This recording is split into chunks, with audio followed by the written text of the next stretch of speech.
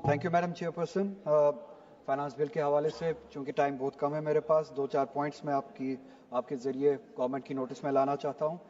एक जो बजट में सिग्निफिकेंटली डिक्रीज़ किया गया बजट एलोकेशन में जम्मू कश्मीर के हवाले से तकरीबन 1000 करोड़ रुपए का डिक्रीज़ किया गया, इसका जवाब अभी भी नहीं मिला, बजट की स्पीच में भी नहीं मिला, रेस्पॉन्स में भी नहीं मिला कि ऐसा क्यों किया गया।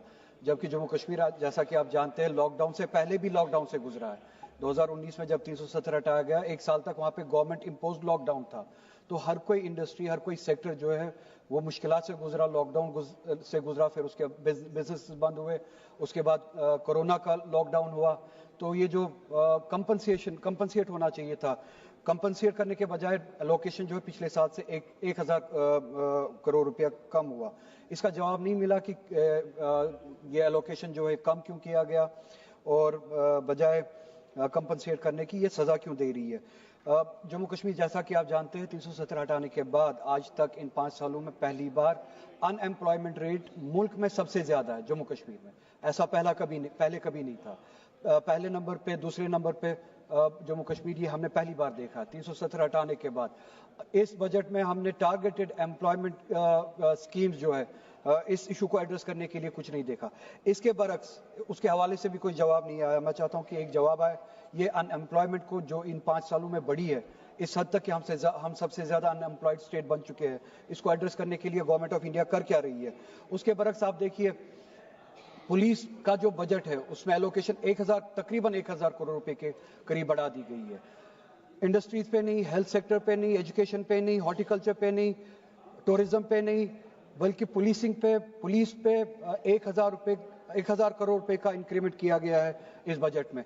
अब अगर किया भी है, कम से कम एसपीओ जो है वहां पे जो सालहा इंतजार करे कि उनकी नौकरी पक्की हो जाएगी, कम से कम ये जो आपने इंक्रीज किया है बजट, इस पे एक आप उनके लिए ख्याल रखते, प्रोविजन रखते कि उनको परमानेंट किया जाए। क्योंकि लॉ होम डिपार्टमेंट इस वक्त गवर्नमेंट ऑफ इंडिया के पास है, law and order government of India के पास है, ये डिसीजन ये खुद ले सकते हैं। अगर अब पुलिसिंग के लिए पैसे बढ़ाए ही आपने, क्या ये कश्मीरियों को डंडा मारने के लिए पैसे बढ़ाए या कुछ सहूलियत देने के लिए? अगर सहूलियत देने के लिए तो पुलिसिंग के जरिए जो एसपीओज है कम से कम वो इंसेंटिव देते, आप वो प्रोविजन रखते, आप उनके लिए आप उनकी जॉब जो है परमानेंट करते। ऐसा भी कुछ नहीं है।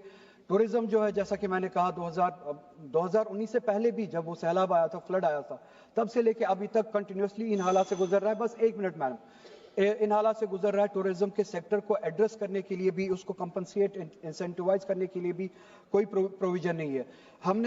मैंने एक डिमांड रखी थी पिछले साल, मैडम आप भी थोड़ा सा स्ट्रेस कीजिएगा गवर्नमेंट को, कि जो हमारा हॉर्टिकल्चर है, बैकबोन है हमारी इकोनॉमी का, सेब आता है कश्मीर से, फिर मुल्क के मंडियों में बिकता है, मार्केट्स में बिकता है, ईरान से सेब लाया जाता है, यूएस से सेब लाया जाता है, उस पर इंपोर्ट ड्यूटी लगती नहीं है, क्वालिटी उनकी कम है इसलिए रेट कम है।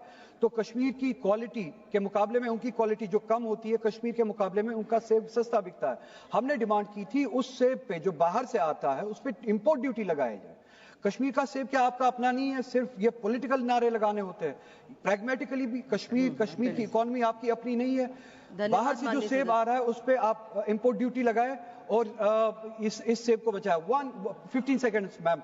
इसके अलावा मैं एक अपील करना चाहता हूं, फिर से मैं होम मिनिस्टर से खुद भी मिला था मगर जवाब नहीं मिला। आपके जरिए इस डेमोक्रेटिक इंस्टीट्यूशन, सबसे बड़ा इंस्टीट्यूशन है डेमोक्रेसी का, इसके बाद हम जाए कहां? हजारों नौजवान हमारे बंद है पिछले 5 सालों से, 7 सालों से, विदाउट ट्रायल। या तो उनकी सजा खत्म की जाए, उनको अपने घरों में वापस भेजा जाए, या कम से कम उनको कश्मीर में लाया जाए। मुल्क के मुख्तलिफ जेलों में उनको। Thank you chairman ma'am.